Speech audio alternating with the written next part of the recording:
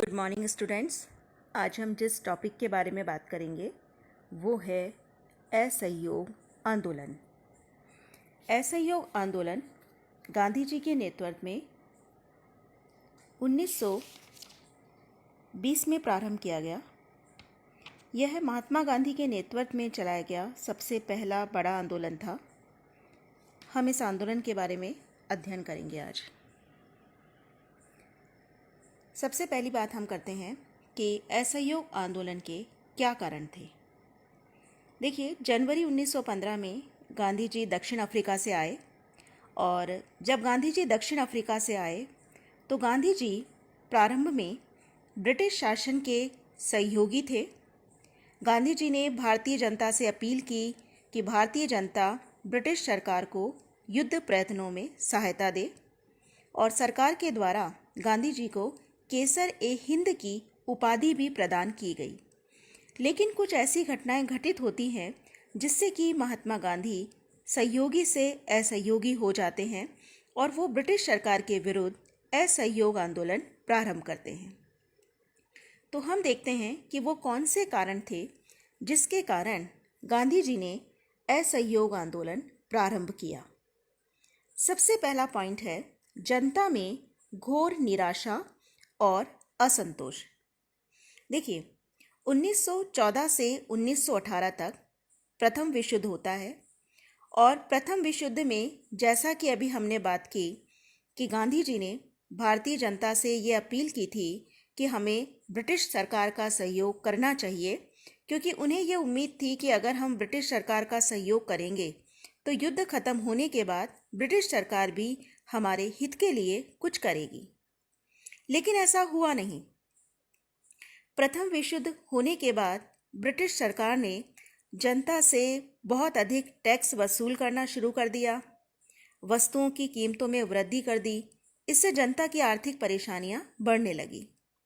दूसरी तरफ इसी समय प्लेग, इन्फ्लुएंजा, अकाल, इन सब चीज़ों से भी जनता दुखी थी। और एक और जो मेन कारण था वो ये था कि युद्ध के समय बहुत सारे लोगों को सेना में लिया गया था, लेकिन युद्ध खत्म होने के बाद इन लोगों को सेना में से निकाल दिया गया, तो बहुत सारे लोग बेरोजगार हो गए। तो जनता ये महसूस करने लगी कि ब्रिटिश सरकार स्वार्थी है और अंग्रेज हमारे हित के लिए कुछ भी नहीं करने वाले। दूसरा जो मेन कारण था वो था रोलेट एक्ट। ये रोलेट एक्ट क्या था? देखिए, 18 मार्च 1919 को ब्रिटिश सरकार ने रोलेट एक्ट पारित किया। संक्षेप में हम कहें तो हम कहेंगे कि ब्रिटिश सरकार ने अपील, वकील और दलील की व्यवस्था का अंत कर दिया। अर्थात इस एक्ट के द्वारा ब्रिटिश सरकार किसी भी व्यक्ति को बिना कारण बताए अरेस्ट कर सकती थी और उसे जब तक चाहे तब तक नज़रबंद करके रख सकती थी। एक तरीके से इस एक्ट के द्वारा ब्रिटिश सरकार ने भारतीय जनता का शोषण करने का लीगल राइट प्राप्त कर लिया। अर्थात सरकार किसी भी व्यक्ति को कभी भी अरेस्ट कर सकती थी और बिना कारण बताए जब तक चाहे उसको अरेस्ट करके रख सकती थी। तीसरा कारण है जलियांवाला बाग हत्याकांड। देखिए, क्या हुआ कि जो रोलेट एक्ट बना तो रोलेट एक्ट का हर जगह विरोध हुआ और पूरे देश में इसके विरोध में हड़ताल हुई। गांधी जी ने भी ये डिसाइड किया था कि वे इस एक्ट के विरुद्ध सत्याग्रह प्रारंभ करेंगे और पूरे देश में जगह जगह इस एक्ट के विरोध में सभाएं होने लगी, हड़तालें होने लगी, प्रदर्शन होने लगे।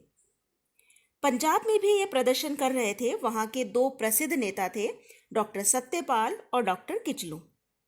ब्रिटिश सरकार ने इन दोनों ही नेताओं को अरेस्ट कर लिया।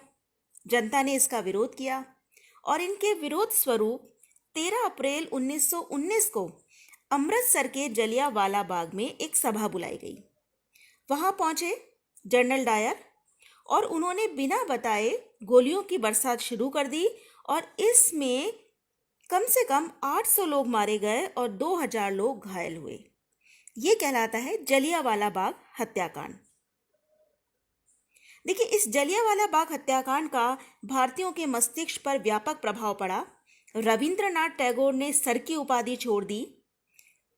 शंकर नायर ने वायसराय के कार्यकारिणी के सदस्य पद से इस्तीफा दे दिया और गांधी जी ने भी उनको जो उपाधि दी गई थी, केसरे हिंद की उपाधि, उसको त्यागने का निश्चय कर लिया। इसके बाद हम लेते हैं हंटर कमेटी की रिपोर्ट।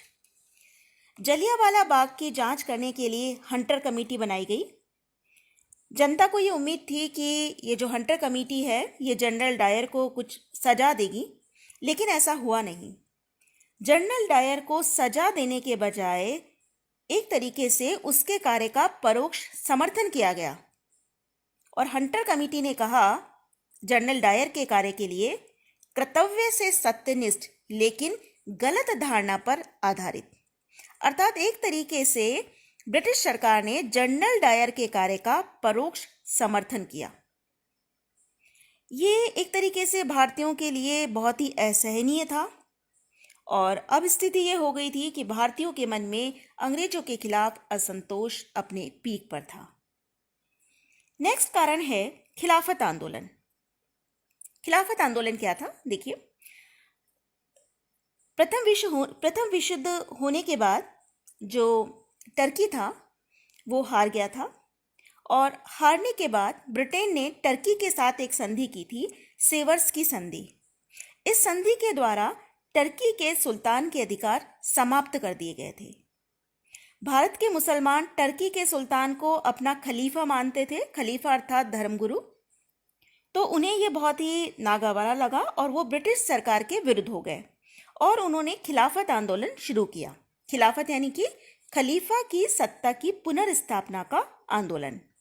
महात्मा गांधी ने भी इस आंदोलन का समर्थन किया और महात्मा गांधी ने यह डिसाइड किया कि हिंदू मुस्लिम एकता के आधार पर ब्रिटिश सरकार के विरुद्ध असहयोग आंदोलन प्रारंभ किया जाएगा। तो इस तरीके से असहयोग आंदोलन इन सभी कारणों से प्रारंभ करने का निश्चय किया गया। अब हम देखते हैं कि असहयोग आंदोलन का कार्यक्रम किस प्रकार रहा। सितंबर 1920 में कांग्रेस का कलकत्ता में विशेष अधिवेशन हुआ और इस अधिवेशन में असहयोग आंदोलन का प्रस्ताव स्वीकृत किया गया। उसके बाद दिसंबर 1920 में नागपुर अधिवेशन में पुनः भारी बहुमत से असहयोग आंदोलन के प्रस्ताव को स्वीकार किया गया। इसके बाद असहयोग आंदोलन का कार्यक्रम तय किया गया और असहयोग आंदोलन के कार्यक्रम में कौन कौन से प्रोग्राम रखे गए? ये प्रोग्राम थे सरकारी पदों और उपाधियों का त्याग करना, सरकारी स्कूल और कॉलेजों का बहिष्कार, 1919 के एक्ट के तहत होने वाले चुनावों का बहिष्कार, सरकारी अदालतों का बहिष्कार, विदेशी माल का बहिष्कार, सरकारी उत्सवों और समारोह में शामिल ना होना, भारतीयों द्वारा मेसोपोटामिया में कार्य करने से इनकार करना। ये सारे थे असहयोग आंदोलन के, हम कह सकते हैं कि नकारात्मक पक्ष, या इसके अलावा असहयोग आंदोलन का कुछ सकारात्मक या रचनात्मक पक्ष भी था। इसमें डिसाइड किया गया कि राष्ट्रीय स्कूल और कॉलेजों की स्थापना की जाएगी, आपसी विवादों का हल करने के लिए निजी पंचायतों का प्रयोग किया जाएगा, बड़े पैमाने पर स्वदेशी का प्रचार किया जाएगा, हथकरघा और बुनाई उद्योग का प्रचार किया जाएगा और अस्पृश्यता का अंत किया जाएगा। तो ये सभी प्रोग्राम इसके अंतर्गत रखे गए। अब हम देखते हैं असहयोग आंदोलन का प्रारंभ कैसे हुआ। आंदोलन का प्रारंभ में गांधी जी ने अपनी केसरे हिंद की उपाधि वापस दे दी। हजारों विद्यार्थियों ने स्कूल और कॉलेजों का बहिष्कार किया। बहुत सारी शिक्षण संस्थानों की स्थापना की गई, जिनमें बिहार विद्यापीठ, गुजरात विद्यापीठ, तिलक महाराष्ट्र विद्यापीठ, मुस्लिम विद्यापीठ अलीगढ़, काशी विद्यापीठ आदि शिक्षण संस्थानों की स्थापना उसी समय की गई। वकीलों ने अदालतों में कार्य करना छोड़ दिया। विदेशी वस्त्रों का बहिष्कार किया गया। विदेशी वस्त्रों की होली जलाई गई। स्वदेशी का प्रयोग किया गया, हथकरघा और बुनाई उद्योग को प्रोत्साहन दिया गया। और इस आंदोलन की एक विशेष बात रही हिंदू मुस्लिम एकता। आंदोलन इतना व्यापक गति से चल रहा था कि सरकार के लिए बड़ा मुश्किल था इस आंदोलन पर कंट्रोल कर पाना। तो सरकार ने अपना दमन चक्र प्रारंभ किया और बहुत ही अधिक आवश्यकता से अधिक शक्ति का प्रयोग ब्रिटिश सरकार ने किया। इसी समय प्रिंस ऑफ वेल्स भी भारत आए, जिनका कि बहिष्कार किया गया। इस दौरान जो घटनाएं हुई असहयोग आंदोलन के दौरान, उसमें ननकाना कांड बहुत इम्पॉर्टेंट है। 4 मार्च 1921 को गुरुद्वारे में कुछ सिख एकत्रित हुए। आंदोलन बिल्कुल शांतिपूर्ण था, लेकिन यकायक उन पर धावा बोल दिया गया, गोलियां चलाई गई, जिसमें 70 सिखों की मृत्यु हुई। तो इस तरह से ब्रिटिश सरकार ने अपना भयंकर दमन चक्र चलाया। नेताओं को अरेस्ट करना, लाठीचार्ज करना, ये सब चलता रहा और आंदोलन अपने पीक पर चल रहा था। जनता का उत्साह कम नहीं हो रहा था। लेकिन इसी समय एक ऐसी घटना होती है जिसके कारण गांधी जी को आंदोलन स्थगित करना होता है, और ये घटना थी चोरी चौरा कांड। ये कांड क्या था? 5 फरवरी 1920 को ये घटना घटित हुई। उत्तर प्रदेश के गोरखपुर जिले में जनता और पुलिस के बीच झड़प हो जाती है और जनता ने उत्तेजित होकर पुलिस थाने में आग लगा दी, जिससे कि थानेदार और 21 सिपाही जलकर उनकी मृत्यु हो जाती है। जब गांधी जी के पास ये खबर जाती है तो गांधी जी बिना देर करे आंदोलन स्थगित करने की घोषणा कर देते हैं और गांधी जी कहते हैं कि मैंने पहले ही कहा था कि यह आंदोलन अहिंसक तरीके से होगा, चूंकि इस आंदोलन में हिंसा हो गई है। यह कहते हुए गांधी जी इस आंदोलन का स्थगन कर देते हैं। इस आंदोलन की सबसे बड़ी दुर्बलता यही रही कि जिस समय यह आंदोलन बहुत पीक पर चल रहा था, उसी समय अचानक आंदोलन को स्थगित करने की खबर आने से जनता पर मनोवैज्ञानिक रूप से अच्छा प्रभाव नहीं होता और इससे बहुत से नेता नाराज भी हो जाते हैं और कुछ कांग्रेस से अलग भी हो जाते हैं। लेकिन इन कमियों के बावजूद भी इस आंदोलन का अपना महत्व है और अब हम देखते हैं कि इस आंदोलन की क्या इंपॉर्टेंस है। असहयोग आंदोलन की सबसे बड़ी जो इम्पोर्टेंस रही वो ये है कि इस आंदोलन ने एक राष्ट्रीय आंदोलन को जन आंदोलन बनाया। देखिए, इससे पहले हम देख रहे थे उदारवादी आंदोलन, उग्रवादी आंदोलन, लेकिन इन दोनों ही आंदोलनों में जनता का योगदान इतना नहीं था। लेकिन असहयोग आंदोलन पहला जन आंदोलन था। ये एक ऐसा बड़ा आंदोलन था जो जनता ने स्वयं चलाया था। तो अब ये सिद्ध हो गया था कि भारतीय जनता भी राष्ट्रीय आंदोलन में शामिल हो चुकी है। अब राष्ट्रीय आंदोलन केवल नेताओं तक सीमित नहीं रहा था, भारतीय जनता भी उससे जुड़ चुकी थी। दूसरा इसका महत्व है साधारण जनता को निर्भीकता प्रदान करना।